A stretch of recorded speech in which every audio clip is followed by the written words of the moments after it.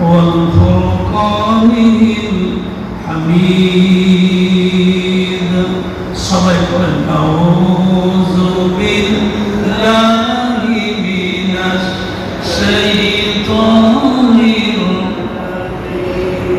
بسم الله الرحمن الرحيم إن الله وملائكته يصلون على النبي يا أيها الذين آمنوا صلوا عليه وسلموا تسليما اللهم صل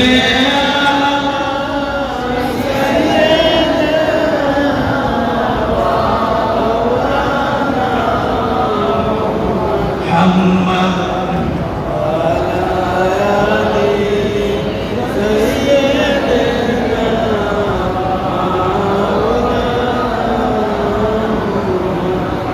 মসজিদের পাশে আমায় কবর দিও ভাই মুয়াজ্জিনের আযান যেন আমি শুনতে পাই আল্লাহুম্মা সাল্লি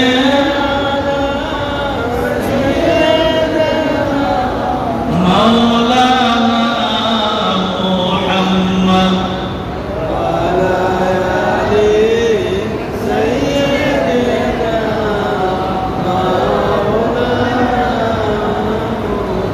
بلغ العلا بكماله كشف الدجى بجماله حسنت جميع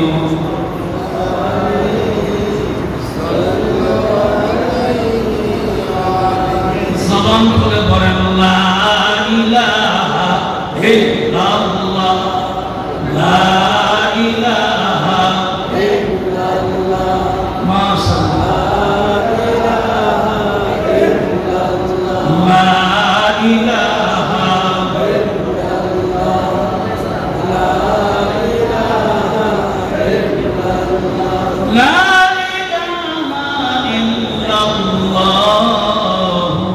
মুহাম্মাদুর রাসূলুল্লাহ সাল্লাল্লাহু আলাইহি ওয়াসাল্লাম ঐতিহ্যবাহী অষ্টম উপজেলার তান্তরা জামে মসজিদ প্রাঙ্গণে উস্তাদুল আসাতিজা শাইখুল আলামা আল্লামা আলহাজ হযরত মাওলানা আমিনউদ্দিন কাদিরি মুজাদ্দিদি রহমাতুল্লাহি আলাইহি প্রতিষ্ঠিত 81তম মাহফিল ইসালের সওয়াব রূহে হযরত গাউসে পাক মাহবুব সুবহানী নবী আব্দুল কাদের জিলানী রহমাতুল্লাহ আলাইহি স্মরণে আজকের মাহফিলের সম্মানিত সভাপতি প্রখ্যাত আলিমে দ্বীন মুফাসসির কুরআন এদেশের হাজারো আলেম উস্তাদ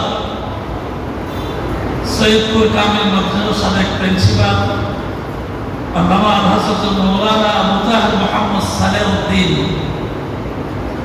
পীর সাহেব নূর মোহাম্মদপুর দরবার শরীফ চুনারুঘাট হবিগঞ্জ আজকের মাহফিলের যিনি প্রধান অতিথি উনি খুব চমৎকার আলোচনা করেন আমি ওনাকে সরাসরি দেখি নাই তবে ইউটিউবে দেখছি প্রায় সময় ওনার জুমার যে বক্তব্য সেটা আমি শুনি ধারাবাহিকভাবে উনি খুব চমৎকার আলোচনা করেন প্রখ্যাত আলিমে দ্বীন হযরত মাওলানা সাইফুল ইসলাম যশোরী সাহেব খতিব মসজিদে আহসানিয়া গাজীপুর ঢাকা মুহাদ্দিস রামগঞ্জ রব্বানিয়া কামিল মাদ্রাসা লক্ষ্মীপুর নোয়াখালী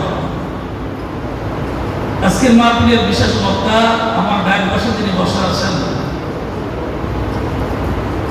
উস্তাদুল আলামা আমাদের অত্যন্ত প্রিয় মানুষ হযরত মাওলানা জাহাঙ্গীর আলম সাহেব ভাইস প্রিন্সিপাল বাগড়া সিনিয়র মাদ্রাসা, ব্রাহ্মণপাড়া, কুমিল্লা। আলোচনা করবেন মুফতি হযরত মাওলানা শরীফুল ইসলাম নুরী সাহেব, আরবি প্রভাষক, শ্রীপুর ইসলামিয়া গ্রামীণ মাদ্রাসা, বিজয়নগর, ব্রাহ্মণবাড়িয়া। আমার আগে যারা আলোচনা করেছেন আন্তরিক মোবারকবাদ, খুব চমৎকার কথা বলেছেন। আজকের মাহফিল পরিচালনায় দায়িত্বে আছেন আমার মামা মির্জাদা মাওলানা শাহ আরিফ মাহমুদ সাহেব, খতিব ফতোয়া কেন্দ্র জামে মসজিদ। সম্মানিত ওলামায়ে কেরাম, অনেক আলেমরা এখানে আছেন, সবার নাম বলা আমার পক্ষে সম্ভব না। সম্মানিত ওলামায়ে কেরাম, দিনদার মুসলমান ভাইয়েরা, পর্দার আড়ালের আয়েশা ইতিজার মতন মা বোনেরা, মহান মুনিবের দরবারে কালিমাত শুকর আদায় করি যে আল্লাহ তাআলা আপনাকে আমাকে আজকে এই জান্নাতের বাগানে আজিম মাহফিলে আপনাকে আমাকে আসার এবং বসার মতন শুকরিয়া আদায় করলে বান্দার জন্য আল্লাহ তাআলা নিয়ামত বাড়ায় দেন। যদি শুকরিয়া আদায় না করেন, ওয়া ইন কাফারতুম ইন্না আযাবি লাশাদীদ। আল্লাহ তাআলা আমাদেরকে বলছেন, যদি তুমি আমার নিয়ামতের শুকরিয়া আদায় না করো, অপেক্ষা করো, তোমার জন্য এক ভয়াবহ কঠিন আযাব অপেক্ষা করছে, সেটার জন্য তুমি অপেক্ষা করো। সুতরাং সেই ভয়াবহ আযাব থেকে বাঁচতে হলে আল্লাহর নিয়ামতের শুকরিয়া আদায় করা দরকার, আছে না নাই? এই জন্য আবারও পড়ছি আলহামদুলিল্লাহ, আলহামদুলিল্লাহ। আমি আপনাদেরকে অল্প সময়ের ভিতরে ছোট্ট একটা কথা দিয়ে বোঝাবো। তাহলে এই মাহফিলটা যিনি প্রতিষ্ঠিত করেছেন, এটার বয়স 81 বছর। কত বছর? আর আমি স্টেজে কথা বলি, আমার বয়স মাত্র 50 বছর। 50 বছর পার হয়েছে বা এইরকম। তো বয়স তো একেবারেই কম। মানে এর অর্থ হলো আমার জন্মের আরো 31 বছর আগে থেকে মাহফিল শুরু। আর যিনি মাহফিল প্রতিষ্ঠা করছেন, এই দরবারে কাউকে খুশি করার জন্য না, সত্য কথা তাহলে এই যে উনি সাধারণ কোন আলেম ছিলেন না, চিরবাস্তব, চিরসত্য। কারণ আমি ওনার সাথে সরাসরি অনেকবার কথা বলেছি। আর আপনার যারা মুরব্বীরা আছেন, এখানে বসে আছেন, আপনারা তো অনেকেই হুজুরকে দেখছেন, কথাবার্তা বলছেন, ওয়াজ নসিহত শুনছেন, অথবা উনি কোথাও যদি মাহফিলে গেছে, আখিরে মুনাজাত করেছেন, মুনাজাত শরীক হয়েছেন। কারণ ওনার সাথে কথা বলার মতন যোগ্যতা কুমিল্লার উত্তরে, ব্রাহ্মণবাড়িয়ার দক্ষিণে কারো ছিল। আল্লাহ ওনাকে এত এলেম দান করছেন। কারণ আড়াইবাড়ি আমার মামা মরহুম গোলাম হাক্কানি পীর সাহেব রহমতুল্লাহ আলাইহি, উনিও ওনাকে দেখলে গভীরভাবে শ্রদ্ধা করতেন। সাধারণ শ্রদ্ধা না, মানে গভীর শ্রদ্ধা, মানে দেখলেই যে সালাম কালাম এরকম না। উনি এত বড় একজন পীর, আড়াইবাড়ি দরবারের নাম করা পীর ছিলেন। ওনার আব্বা অবশ্যই তাজুর রহমত রহমতুল্লাহ আলাইহি নাম করা পীর ছিলেন। অনেক বড় আলেমও ছিলেন তারা, এদিকে অস্বীকার করা যাবে না, অস্বীকার করার কোনো সুযোগ নেই। কিন্তু ওনাদের মতো বড় বড় আলেম আমিরউদ্দিন আল কাদির মুজাদ্দিদ রহমতুল্লাহ আলাইহিকে দেখলে গভীরভাবে অন্তর থেকে শ্রদ্ধা করতেন। তাইলে যারা যেই মানুষগুলি ওনাকে শ্রদ্ধা করতেন, এই মানুষগুলির ওজন যদি এত হয়, তো যাকে শ্রদ্ধা করতেন ওনার ওজন কত? ওনার জানাজা আমি আসছিলাম, ওই যে নজরুল ভাই বললেন, আমিও আসছিলাম জানাজায়। কারণ তখন অনেক বৃষ্টি ছিল। তৎকালীন সময়ে আমরা একটি শাহরুখ সাহেব ক্ষমতায় ছিলেন, উনিও আসছিলেন এবং হাঁটুর নিচ পর্যন্ত পানি ছিল। এইখানে আমরা সবাই মিলে ওনাকে জানাজা দিয়েছি, ঠিক না? আচ্ছা, যাক, আমি যে কথাটা বলার জন্য অল্প সময়ের ভিতরে যে কথাটা আপনাদের বুঝাইতে চাচ্ছি, তাহলে এই একদিন আমি ওনাকে প্রশ্ন করেছিলাম যে আপনি এই ব্রাহ্মণবাড়িয়া তথা কুমিল্লা এত বড় একজন আলেম, আপনি মসজিদের ভিতরে মাহফিল করেন কেন? আপনার অসংখ্য ছাত্র আছে, বড় বড় বক্তা, বড় বড় আলেম, আপনি ইচ্ছা করলে তো মাঠে ময়দানে অনেক বড় প্যান্ডেল করে মাহফিল করতে পারেন। আমি কোনো বক্তচারী না, আমি নিজে সরাসরি তাকে প্রশ্ন করছি। সরাসরি প্রশ্ন করার পরে আমাকে বলছে, নাতিন জামাই, আপনি যে আমাকে প্রশ্ন করছেন, আমি প্রশ্ন করছিলাম আড়াইবাড়ির উদাহরণ দিয়ে, যে আপনি আড়াইবাড়ি মাদ্রাসার দীর্ঘদিনের শিক্ষক, আর সাধারণ শিক্ষক না। হ্যাঁ, উনি ভাইস প্রিন্সিপাল ছিল আমার জানা মতো। তা এত বড় একজন আলেম ছিল, আড়াইবাড়ি গ্রামীণ মাদ্রাসার উনি দায়িত্বে ছিলেন দীর্ঘদিন। অবশ্যই ওনাকে ভারতে তৎকালীন সময়ে ভারতে অনেক বড় মাদ্রাসায় ওনাকে খ্যাতমত করার জন্য বলা হয়েছিল। কিন্তু উনি ওনার এই আড়াইবাড়ি দরবার শরীফের মরহুম পীর সাহেবের মায়া এবং মহাব্বতের টানে উনি এলাকায় চলে আসছেন। এটারও ইতিহাস অনেক বড়, আমি সেদিকে যাবো না, ছোট্ট কথাটা বোঝাবার জন্য বলছি। তৎকালীন সময়ে যে আমি ওনাকে যখন প্রশ্ন করলাম যে আপনার এত ছাত্র, এত বড় বড় আলেম আপনার ছাত্র, আপনি ইচ্ছা করলে মাঠে ময়দানে মাঠ করতে পারেন বড় প্যান্ডেল করে, কারণ আপনাকে তো এমন না যে কাউকে হাদিয়া দেওয়া লাগবে, আপনার ছাত্ররা নিজে হাদিয়া নিয়ে আইসা ওয়াজ করে দেবে। আমি এরকম সরাসরি উনি একটা মুস্কি হাসি দিয়ে, খেয়াল করে আমার কথা, আমি উদাহরণ দেবো কেন উনি এটা করতেন। উনি একটা মুস্কি হাসিতে আমাকে বলছেন লাতিন জামাই, আড়াইবাড়ি দরবারের যারা পীর ওনারা তো বংশধর পীর, দেখেন উনি নিজেকে কত ছোট মনে করতেন এত বড় আলেম হওয়ার পরে। উনি বলছেন আমাকে লাতিন জামাই, আড়াইবাড়ির যারা পীর সাহেব ওনারা অনেক উঁচু মানের, ওনারা অনেক বংশধর পীর, ওনারা অনেক উঁচু মানের আলেম, মানে নিজেকে ছোট মনে করে ওনাদের অনেক বড় করে দিচ্ছে। লাস্ট পর্যন্ত বুঝাইছেন কি যে আমি তো ছোট মানুষ, যেমন ছোট মাহফিল মসজিদে যেমন ছোট, ওনারা বলো ওনাদের মাহফিল বলো। দেখেন মানে মানে বিদ্যুৎটা যে কত নিজেকে নিজে যে কত ছোট মনে করতেন। তো একটা কথা আছে, আপনাকে বড় বলে বড় সে নয়, লোকে যারা বড় বলে বড়ই সে হয়।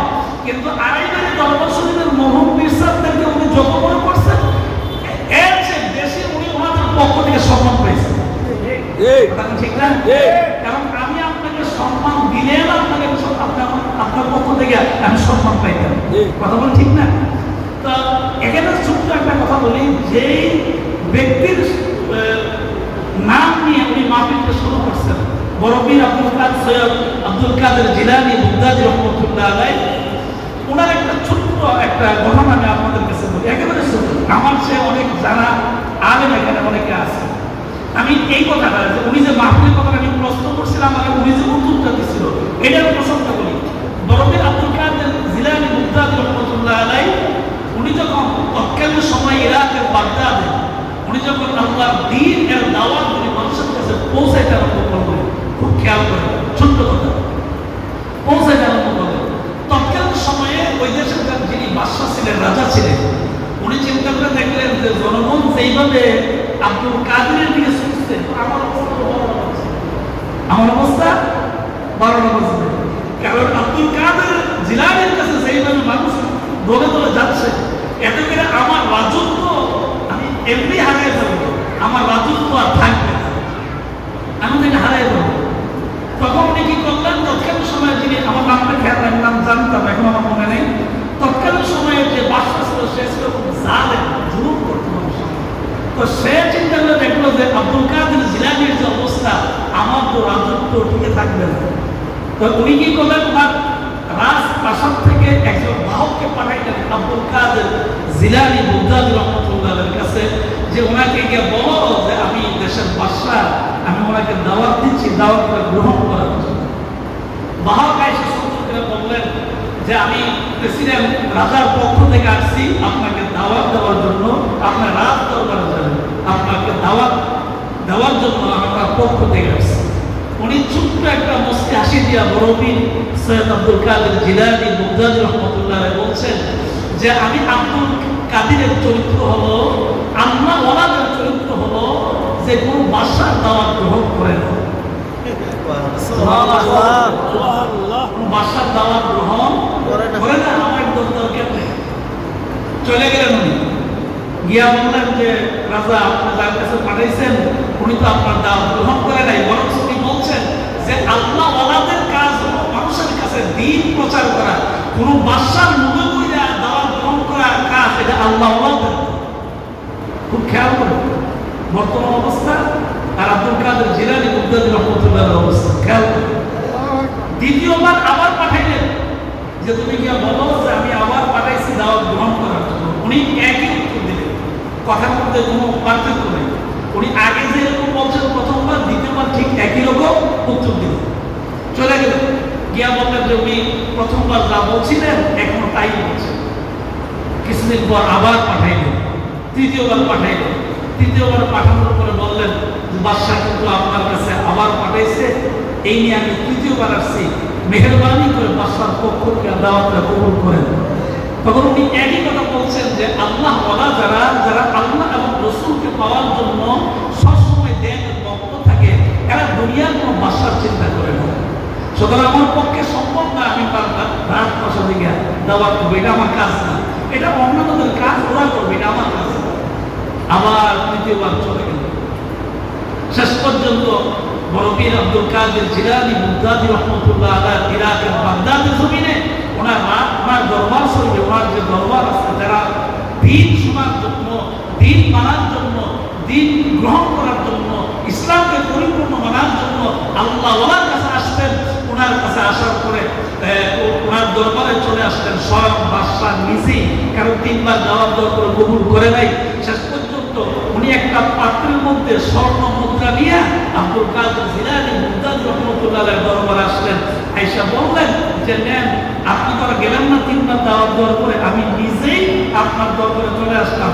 আমার এই বাদশার পক্ষ থেকে আপনাকে এই হাদিয়া দিলাম, মেহেরবানি করে হাদিয়াটা কবুল করেন। আব্দুল কাদের জিলানী বুগদাদি রহমতুল্লাহ আলাইহি এরা তো আল্লাহ মুসলিম, মুস্তি একটা আসলে ডাক দেবো, বাদশাহ মনে কিছু নিয়েন না, আমরা দুনিয়াতে স্বর্ণ মুদ্রা পাওয়ার জন্য এই দুনিয়াতে কাজ করি না, আমরা কাজ করি মানুষকে তলাবুল ইলমি ফরিদা আল্লাহ কুল্লি মুসলিমাত ওয়া মুসলিমা। আমি আল্লাহ এবং রাসূলের কথা অনুযায়ী আমি এই জমিনের ভিতরে, আকাশ আল্লাহ, জমিন আল্লাহ, সব কিছু আল্লাহ। আমি আব্দুল কাদের জিলানীর দায়িত্ব হলো আল্লাহ এবং রাসূলের কথাগুলি নিজে আমল করা এবং এই কথাগুলি মানুষের কাছে পৌঁছে দেওয়া। সুবহানাল্লাহ, আরো জোরে বলুন সুবহানাল্লাহ। ঠিক এই ঘটনাটা আমি জানার পরে আমি যখন জানতে পারলাম, তখনই আমার নানা আমিরউদ্দিন আল কাদরি রহমতুল্লাহ আলাইহি মনে হইছে, আরে আমি যে প্রশ্ন করছিলাম প্রশ্নের উত্তর, আর উনি যার সামনে 81 বছর পর্যন্ত মাহফিল উনি জীবন দশায় চালাইছে, এখন ওনার সন্তানেরা চালাইতেছে। তাহলে বোঝা গেল উনি যাকে স্মরণ করে, যাকে ফলো করে, যাকে উদ্দেশ্য করে ইসলামের সব মাহফিল করে, ওনার যে রকম মন মানসিকতা ছিল, ওই পীরের যে রকম মন মানসিকতা, মুরিদেরই মন মানসিকতা। ঠিক কিনা? এখন আমি আপনাদেরকে কি বুঝাইতে পারছি? তাহলে এই যে আমিরউদ্দিন আল কাদরি রহমতুল্লাহ আলাইহি উনি যে উচ্চমানের আলেম ছিলেন, উনি যদি দুনিয়ার চিন্তা করতেন তাহলে ওনার অনেক সম্পদ বাস্তব না? উনি যদি দুনিয়ার চিন্তা করতেন যে আমার দুনিয়ার দরকার বেশি, তাহলে উনি ওনার জীবনে ওনার যে অবস্থান ছিল, এই অবস্থান থেকে উনি অনেক কিছু করতে পারতেন। কিন্তু উনি এত বড় আলেম হওয়ার পর গোপনে গোপনে চলাফেরা করতেন, খুব চুপচাপ থাকতেন। এবং আমি আমার নিজ কানে শুনেছি, নিজ চোখে দেখেছি, উনি যখন দোয়া করতেন, উনি ফার্সিতে এবং উর্দুতে শেরগুলো করতেন, দোয়া করতেন। বাংলাতে মুখলেসুর রহমান মান্নানের মতন বাংলা দোয়া নাই, সব আরবি অথবা ফার্সি, এই সুন্দর করে দোয়া করতেন। আর ওনাদের মুখ এত পবিত্র ছিল, আমার চোখে দেখায় যে এইরকম আল্লাহ ওয়ালারা যখন দোয়া করতেন, সাথে সাথেই ওনাদের জবান এত পবিত্র ছিল, সাথে সাথেই যে ওনাদের দোয়া আল্লাহ কবুল করতেন। কেন করতেন? কারণ হলো আমাদেরকে হাদিয়া দিলে মুখ করে পকেটে দিত, আর ওনাদেরকে যদি হাদিয়া দিত, জিজ্ঞাসা করতো তোমার মা বাবা আছে নি? তুমি যে আমার জন্য একটা ডাব, গাছের ডাব, একটা কাঁঠাল, একটা পেয়ারা অথবা আম নিয়ে যে তুমি আমার হাদিয়া দিতে আসছো, তোমার বাড়িতে তোমার মা বাবা আছে? যদি বলছো যে মা বাবা আছে, তখন বলতো যে তুমি তোমার মা বাবাকে আগে খাওয়াইয়া, ওয়াকাদা রাব্বুকা আল্লা তা'বুদু ইল্লা ইয়্যাহু ওয়া বিল ওয়ালিদাইনি ইহসানা, তুমি তোমার মা বাবাকে আগে খাওয়াইয়া তারপর আমার কাছে নিয়ে আসো, তোমার মা বাবা দোয়া করবে, আমিও দোয়া করবো, আগে তোমার মা বাবা, এরপরে আমি। সুবহানাল্লাহ। এই ওয়াজ করার মতো আলেম এখন খুব কম। আমার কোনো যোগ্যতা নেই, আল্লাহ মাফ করুন, মুখলেসুর রহমান মান্নানের এই স্টেজে বসে কথা বলার কোনো যোগ্যতা নাই। কারণ আমরা যখন ছোটকালে এখানে আসতাম, তখন নানাকে দেখলে মাওলানা মুফতি ফজলুল করিম যে খানার হুজুর আছে, কত বড় আলেম ছিলেন উনি, ওনাদেরকে দেখলে আমাদের ভয় লাগবে, কে ওয়াজ নিয়ে মুখ দেখে কোনো কথাই জানি তো আমাদেরকে দেখলে। আমি খানার হুজুরকে আমার জীবন দশায় আমি যতবার দেখছি, আমি দেখলি সালাম কেমন আছেন সালাম দিতাম এবং পায়ে ধরে সালাম করতাম, নতুন বসি করতাম, এবং বলতাম দোয়া করেন আমার জন্য। ওনাদের সামনে আমরা ভয়ের কথা বলি, ভয়ের কথা বলি। হ্যাঁ, আর এই যে হাক্কানি রহমতুল্লাহ আলাই আমার মামাজানের সামনে আমরা ভয়ে দাঁড়ায় থাকতে ভয় করছি, কারণ এদের জবান ছিল পবিত্র। ঠিক কিনা বলেন? কি আমি বানায় কোনো কথা বলছি না? এইরকম আল্লাহ ওনাদের জবান ছিল পবিত্র। আল্লাহ হচ্ছে ইয়্যাকা না'বুদু ওয়া ইয়্যাকা নাস্তাঈন। আমরা এই আয়াত পড়ি ঠিক, কিন্তু আমরা আয়াতের অর্থ অনুযায়ী ওই রকম ইবাদত করতে পারি না। আর একটা সহজ কথা বলি, মনে করে কষ্ট নেবেন না। সত্য কথা বললে হয়তো কারো শরীরে লাগতে পারে, আবার কারো নাও লাগতে পারে, সত্য কথা বলাই লাগে।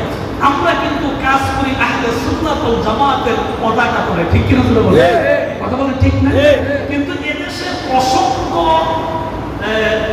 সাধারণ লোক আছে এবং কিছু আলেম আছে যারা আহলে সুন্নাতের নামের এই পতাকা বহন করে শিরক এবং বেদাতে লিপ্ত থাকে।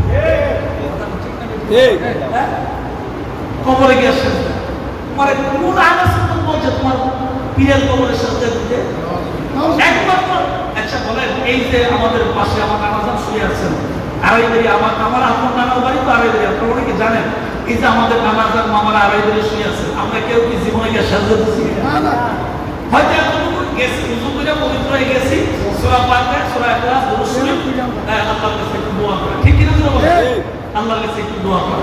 তো আমি আপনাদের কাছে একটা স্পষ্ট বক্তব্য, তাহলে এই খাঁটি আহলে সুন্নাত ওয়াল জামাত যে আমরা বলি, এই আহলে সুন্নাত ওয়াল জামাতের মূল হলো যে শিরক এবং বিদআত থেকে বাঁচতে। কথা ঠিক না বেঠিক? কারণ এটা আমার ওয়াজ না, আল্লাহ পাক বলছেন ইয়া বুনাইয়া লা তুশরিক বিল্লাহ ইন্নাশ শিরকা যুলমুন আযীম। লুকমান আলাইহিস সালাম তার সন্তানকে বলছেন ইয়া বুনাইয়া, ও আমার কলিজার টুকরা সন্তান, লা তুশরিক বিল্লাহ, সাবধান আল্লাহর সাথে কাউকে শরীক করো না, ইন্নাশ শিরকা লা যুলমুন আযীম, নিশ্চয়ই শিরক বড় মারাত্মক, বড় কঠিন এক গুনাহ, কঠিন এক আযাব, সুতরাং সেটা অপেক্ষা করব। সুতরাং আমরা আহলে সুন্নাত ওয়াল জামাতের পতাকা থাকবো মরণের আগ পর্যন্ত, কিন্তু তার সাথে সাথে ঈমানকে মজবুত করা লাগবে। আমাদের দ্বারা কোনো শিরক, বিদআত, এইরকম কোনো কাজ করা যাবে না যেটা আল্লাহ পছন্দ করে না, রাসূল পছন্দ করে না। কথা বলেন? আমি স্পষ্ট বলছি, আমার আব্বা মোহাম্মদ হোসেন আল্লাহ আব্দুল মান্নান পীর সাহেব রহমতুল্লাহ আলাইহি আব্বাজান 17 বছরের হুজুরের খলিফা ছিলেন। হ্যাঁ, আব্বাজান ওনার শ্বশুর বাড়ি আড়াইবাড়ি, নিজের বাড়ি পূর্ণমতি বরিশাল কুমিল্লা। একজন আওলাদ ওলি হওয়ার পরও আব্বাজানের আমল ঠিক রাখার জন্য 17 হুজুরের কাছে বায়াত হয়েছিলেন এবং ওইখান থেকে উনি খেলাফত পাইছিলেন। 17 হুজুর আমার আব্বাকে অনেক ভালোবাসতেন। তো আমলকে মজবুত রাখার জন্য, আমলকে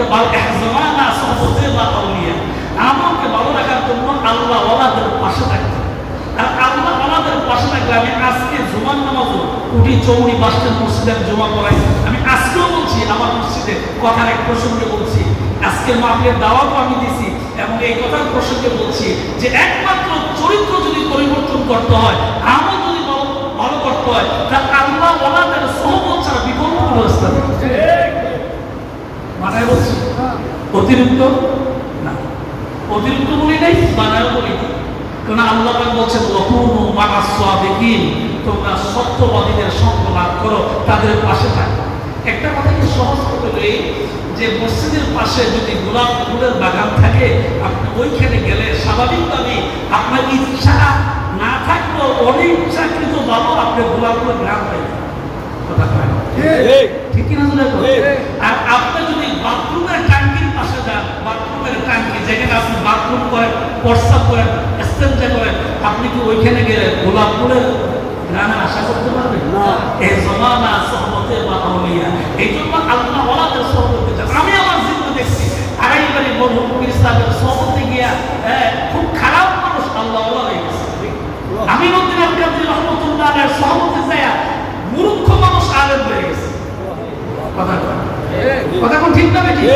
মূর্খ মানুষ আলেম হয়ে গেছে তাদের সহবত। সুতরাং আপনাদের কাছে আমার একটা অনুরোধ, তাহলে এই দুনিয়া মুসাফিহা সাবহাম, কবর আখিরে ঠিকানা, ওই আগে রওনা হয়, ওই পাশে রওনা। সুতরাং আমির উদ্দিন আল কাদরি মুজাদ্দিদি রহমতুল্লাহ আলাইহি চলে গেছেন, এত বড় একজন মাহফিল আলেম, আমাদের আমাদেরকে ছেড়ে ছেড়ে চলে গেছেন। আড়াইবাড়ির পীর সাহেবরা যারা দ্বীনের দাওয়াত দিয়েছেন এই এলাকায়, তারা দুনিয়া ছেড়ে চলে গেছেন। দুনিয়া মুসাফিরা হাসবাহাম খবর রাখের ঠিকানা, তারা যেভাবে চলে গেছেন, আপনি আমি সবাই একবার কবরে চলে যাব। কথা কথা ঠিক না বলে আপনি আমি সবাই একবার কোথায় চলে যাবো? কবরে চলে যাবো। আমার আর কোনো কথা না, আমার অনেক আমি আন্তরিক মোবারকবাদ যে আমাকে একটু সময় দেওয়ার জন্য। এত বড় মাহফিলে এত আলেম আমি করে আমার কোনো যোগ্যতা নাই, হয়তো ওয়াজ মাহফিল করি আর এটি, কিন্তু আমার কোনো যোগ্যতা নেই। একটা যোগ্যতাহীন মানুষকে আপনারা আমাকে, একটা ছোট মানুষকে একটু সময় দিচ্ছেন, কর্তৃপক্ষকে আন্তরিক মোবারকবাদ। শেষ একটা আপনাদের কাছে, আমাদের দেশে মানুষ দলে দলে বিভিন্ন দলে বিভক্ত, ঠিক কিনা জুড়ে বলে? আমরা চাই কোনো দল টল বুঝি না, আমরা মুসলমান সবাই এক প্ল্যাটফর্মে এসে ইয়্যাকা না'বুদু ওয়া ইয়্যাকা নাস্তাঈন। আল্লাহ পাক এই আয়াতের উপরে আমল করার তৌফিক দান করুন। যদি আমার কথার মধ্যে কোনো ভুল হয় মেহেরবানি করে মাফ করবেন, দোয়া চাই। আগামী 21শে ডিসেম্বর রবিবার চন্ডিদার মাঙ্গানিয়া দরবার শরীফের 65 মিসালের সব মাহফিল, আমার আব্বাজানের মাহফিল, সকলের দাওয়াত রইল, দোয়া চাই। আসসালামু আলাইকুম ওয়া রাহমাতুল্লাহি তাআলা ওয়া বারাকাতুহু।